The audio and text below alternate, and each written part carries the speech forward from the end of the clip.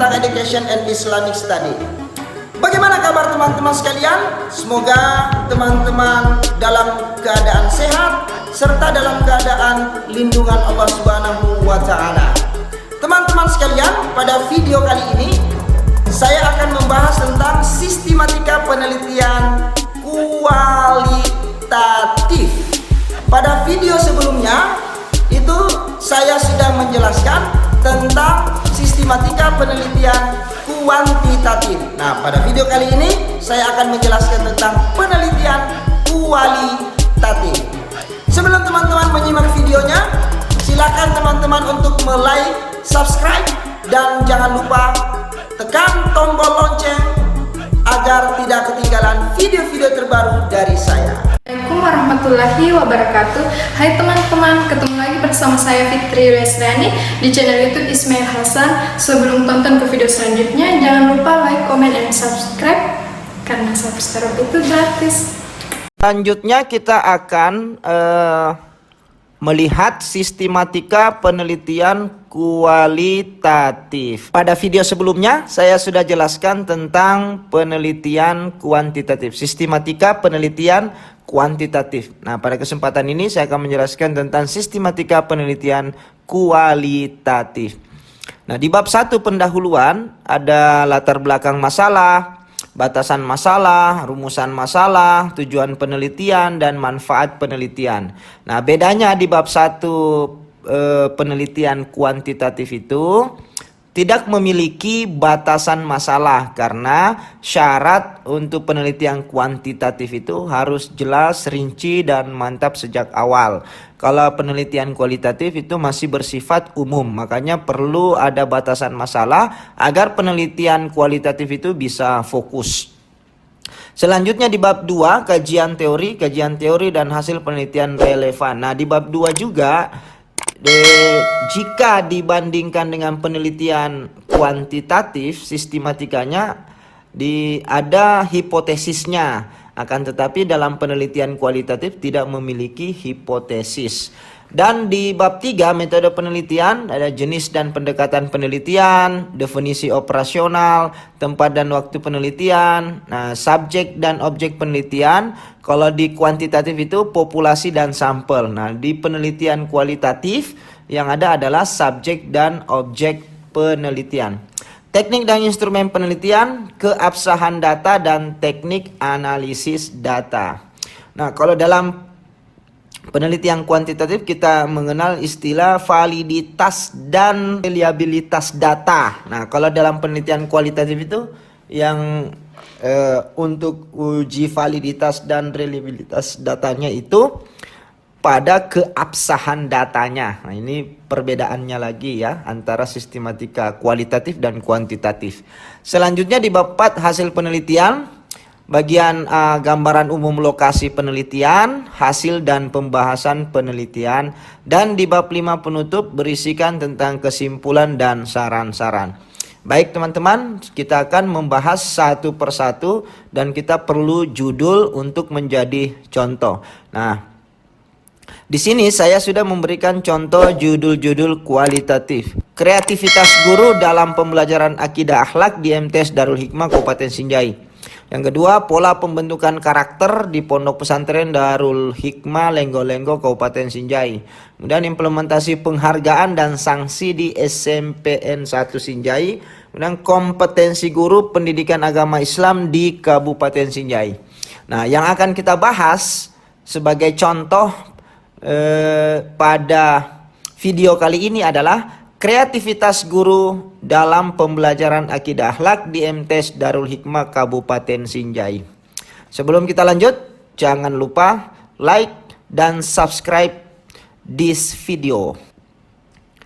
Di bab 1 pendahuluan, bagian A, latar belakang masalah. Nah, di latar belakang masalah masih tetap sama, bahwasanya harus ada kesenjangan antara kondisi yang diharapkan yang seharusnya terjadi atau dasolen dan kondisi yang sesungguhnya terjadi atau realitas dasein. Jadi harus ada kesenjangan antara dasolen dan dasein. Nah, setiap penelitian itu latar belakang masalahnya menggambarkan kedua kesenjangan ini, terdapat Dassollen dan Dassennya. Selain itu juga terdapat dua macam kesenjangan yang lain, seperti kesenjangan antara teoritis dan secara praktis. Nah, atau secara konseptual dan secara kontekstual yang diperoleh dari fenomena di lapangan. Contohnya misalnya ada orang yang pintar, siswa itu pintar akan tetapi tidak pernah lulus ujian. Nah, ini kan sesuatu yang sangat kontradiktif, sangat kesenjangan, karena secara teoritis orang yang pintar itu pasti jika mengikuti ujian pasti dia akan lulus. Tapi kalau ada orang pintar yang tidak lulus, nah disitulah letak kesenjangannya. Yang ketiga, di latar belakang masalah itu kita harus menyertakan mengapa memilih fokus penelitian kita ini. Judulnya itu kita pilih apa alasannya, apa yang mendasari pemilihan judul kita. Apakah kita karena tertariknya karena apa? Masalah yang sedang mengemuka, apakah ini sangat penting? Kira-kira kiamat enggak dunia jika ini tidak diteliti? Nah, saking pentingnya untuk dijelaskan mengapa begitu penting ini harus diteliti dan dilihat juga dari segi kemanfaatan penelitian kita. Selanjutnya di bagian B, batasan masalah. Nah, batasan masalah berisikan tentang nanti diuraikan di situ batasan masalah. Contohnya tadi karena judulnya tentang kreativitas guru, maka penelitian ini akan difokuskan pada kreativitas guru dalam proses pembelajaran yang meliputi penyajian materi pembelajaran, penggunaan metode pembelajaran, dan pengembangan media dan sumber pembelajaran. Jadi kreativitas guru yang dimaksud dalam penelitian ini adalah kreativitasnya guru dalam penyajian materi, dalam penggunaan metode, dan dalam pengembangan media. Jadi tidak semua proses pembelajaran atau komponen dalam pembelajaran itu yang akan diteliti, akan tetapi hanya 3 aspek dalam penyajian materi dan dalam metode pembelajaran serta pengembangan media. Jadi fokus kreativitasnya ada di 3 komponen ini. Terus kita jelaskan atau uraikan bahwasanya pembatasan masalah yang dimaksud untuk pengungkapan pembahasan masalah agar lebih fokus dan pembahasannya bisa lebih mendalam. Nah, ini fungsi dari batasan masalah. Selanjutnya bagian C, rumusan masalah. Nah, rumusan masalah dinyatakan dengan kalimat tanya. Nah, hal yang akan menjadi pokok pembicaraan dan yang akan kita analisis. Ini contoh judul yang kita telah tetapkan tadi tentang kreativitas. Nah, rumusan masalahnya seperti apa? Ada 3 rumusan masalahnya. Yang pertama, bagaimanakah kreativitas guru dalam menyajikan materi pembelajaran akidah akhlak di MTs Darul Hikmah Kabupaten Sinjai? Yang kedua, bagaimanakah kreativitas guru dalam penggunaan metode pembelajaran akidah akhlak di MTs Darul Hikmah Kabupaten Sinjai? Dan yang ketiga, bagaimanakah kreativitas guru dalam pengembangan media dan sumber belajar pembelajaran akidah akhlak di MTs Darul Hikmah Kabupaten Sinjai? Nah, di batasan masalah tadi sudah dibatasi pada 3 komponen, maka inilah yang menjadi rumusan masalah. Pembatasan kreativitasnya ada pada penyajian materi, pembatasan kreativitas guru ada pada penggunaan metode, dan pembatasan kreativitas guru ada pada pengembangan media dan sumber belajar. Jadi ada 3 fokus penelitian ini. Ini yang perlu diperhatikan oleh teman-teman dalam melakukan penelitian yang menggunakan kualitatif. Selanjutnya tujuan penelitiannya, seperti pada pertemuan sebelumnya, pada video-video sebelumnya, bahwasanya rumusan masalah, jika rumusan masalahnya 3, maka tujuan penelitiannya juga 3. Nah, contoh tujuan penelitian tentang judul yang kita jadikan sampel adalah yang pertama, untuk mendeskripsikan kreativitas guru dalam menyajikan materi pelajaran akidah akhlak di MTs Darul Hikmah Kabupaten Sinjai. Yang kedua, mendeskripsikan kreativitas guru dalam menggunakan metode pembelajaran akidah akhlak di MTS Darul Hikmah Kabupaten Sinjai. Yang ketiga, mendeskripsikan kreativitas guru dalam mengembangkan media dan sumber belajar pembelajaran akidah akhlak di MTS Darul Hikmah Kabupaten Sinjai. Selanjutnya, bagian E adalah manfaat penelitian kita. Nah, manfaat penelitian kita ini ada dua, manfaat secara teoritis dan manfaat secara praktis. Nah, kira-kira apa manfaat teoritis pada penelitian kita ini? Apa yang didapatkan tentang penelitian kreativitas guru dalam penyajian materi, dalam penggunaan metode, dan dalam pengembangan media. Serta manfaat praktis bagi penelitian kita bagi guru, apa manfaatnya bagi guru tentang kreativitas ini, apa manfaatnya bagi siswa, dan apa manfaat bagi praktisi dan peneliti, serta manfaat bagi yang lainnya. Selanjutnya di bab 2, kajian teori. Nah, kajian teori nanti kita akan bahas karena ada tadi judul kita adalah tentang kreativitas guru dan pembelajaran akidah akhlak. Nanti seperti ini kajian teorinya. Yang pertama, kreativitas guru, pengertian kreativitas guru, ruang lingkup kreativitas guru, indikator-indikator kreativitas guru. Nah, selanjutnya pembelajaran akidah akhlak, pengertian akidah akhlak, ruang lingkup pembelajaran akidah akhlak, serta indikator-indikator pembelajaran akidah akhlak. Selanjutnya hasil penelitian yang relevan. Nah, hasil penelitian yang relevan adalah seluruh hasil-hasil penelitian yang berkaitan dengan kreativitas guru dan proses pembelajaran akidah akhlak. Nah, itu bisa dijadikan sebagai pendukung terhadap apa yang akan kita bahas. Nah, selain itu juga hasil-hasil penelitian relevan itu dimaksudkan untuk menjelaskan bahwa pokok masalah yang dibahas belum pernah dibahas atau belum pernah diteliti oleh penulis sebelumnya atau oleh orang lain sebelumnya. Dengan demikian nampaklah originalitas karya ilmiah kita dan signifikan terhadap apa yang dilakukan oleh peneliti tersebut. Nah, hasil penelitian yang relevan itu dapat dicari, ditemukan pada jurnal-jurnal penelitian, apakah dari skripsi, apakah dari tesis, ataukah dari disertasi-disertasi. Selanjutnya pada bab 3 atau metode penelitian. Nah, bagian A, jenis dan pendekatan penelitian. Nah, karena tadi judulnya hanya ingin melihat kreativitas, mendeskripsikan kreativitas guru berdasarkan tujuan penelitiannya, maka jenis penelitian digunakan adalah jenis penelitian naturalistik. Nanti bisa dilihat pada video saya yang lainnya tentang jenis-jenis penelitian. Nah, yang kedua, pendekatannya. Pendekatan penelitian ini adalah kualitatif.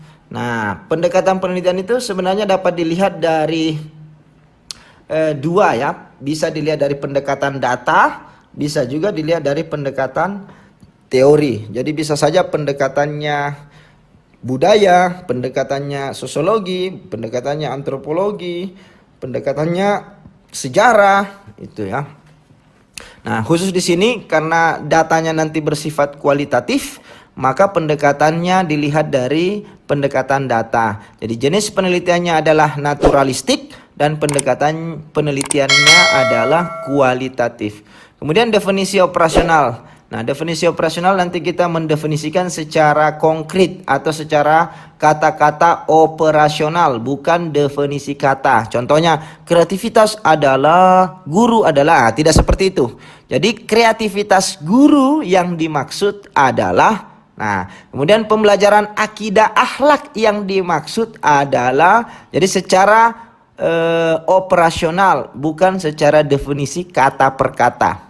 Selanjutnya, tempat dan waktu penelitian. Nanti tempatnya di mana? Contohnya di sini tempat penelitiannya di MTS Darul Hikmah Kabupaten Sinjai, dan waktu penelitiannya ada selama 3 bulan. Nanti bisa ditulis pada tanggal, mulai pada tanggal berapa sampai tanggal berapa. Selanjutnya, subjek dan objek penelitian. Nah, subjek penelitiannya adalah guru atau pendidik dan siswa atau peserta didik. Bisa juga ditambah primer dan sekunder. Jadi bisa saja subjek intinya itu adalah guru dan pendukungnya misalnya siswa, atau bisa saja pendukungnya misalnya kepala sekolah, atau yang bisa membantu dan mendukung data yang akan kita cari atau yang akan kita kumpulkan. Kemudian objek penelitiannya adalah kreativitas guru dan pembelajaran akidah akhlak di MTS Darul Hikmah Kabupaten Sinjai. Jadi kreativitas guru dan pembelajaran yang dimaksud tadi nanti objeknya itu ada 3. Metodenya, metode pembelajaran akidah akhlak, kreativitas guru pada metode pembelajaran akidah akhlak. Yang kedua, kreativitas guru pada penggunaan media pembelajaran dan kreativitas guru pada penyajian materi pembelajaran akidah akhlak. Kemudian teknik dan pengumpulan data dan instrumen penelitian. Nah, teknik pengumpulan datanya menggunakan teknik wawancara. Instrumen penelitiannya adalah pedoman wawancara. Siapa yang akan kita wawancarai? Itu bisa ditulis, misalnya guru, kepala sekolah, dan siswa. Jadi harus ada keterkaitan antara subjek dengan objek yang akan kita wawancarai. Terus yang kedua, teknik observasi. Metode pengumpulan data yang dilakukan adalah teknik observasi atau pengamatan langsung. Dan instrumennya adalah pedoman observasi. Nah, apa yang akan diobservasi itu juga nanti dijelaskan pada bab teknik pengumpulan data dan instrumen penelitian, yakni yang akan diobservasi adalah kreativitasnya guru dan dalam pembelajaran akidah akhlak, terutama pada mengobservasi pada penyajian materi dan metode yang digunakan serta media dan sumber belajar yang digunakan. Kemudian teknik dokumen. Jadi teknik pengumpulan data selanjutnya adalah teknik dokumen dan instrumennya adalah pedoman dokumen. Nah, pedoman dokumen itu bisa saja perangkat-perangkat pembelajaran, RPP-nya kah, kemudian sumber belajarnya kah, kemudian absensinya kah. Nah, bisa juga nanti mengambil proses pembelajaran dalam bentuk gambar atau dalam bentuk foto. Nah, kemudian keabsahan data dalam penelitian kualitatif itu, nah di sini saya kasih contoh triangulasi. Jadi untuk validitas data dari penelitian ini menggunakan triangulasi data namanya. Nah, triangulasi data ini menggunakan 3 macam: triangulasi sumber, triangulasi metode, dan triangulasi waktu. Triangulasi itu adalah meng-cross check data atau mencocokkan data. Kalau triangulasi sumber berarti mencocokkan antara informasi dari kepala sekolah, informasi dari siswa, dan informasi dari guru. Sedangkan triangulasi metode berarti mencocokkan data, hasil teknik wawancara, hasil observasi, dan hasil dokumen. Nah, kemudian triangulasi waktu berarti melakukan mencocokkan, meng-cross check waktu.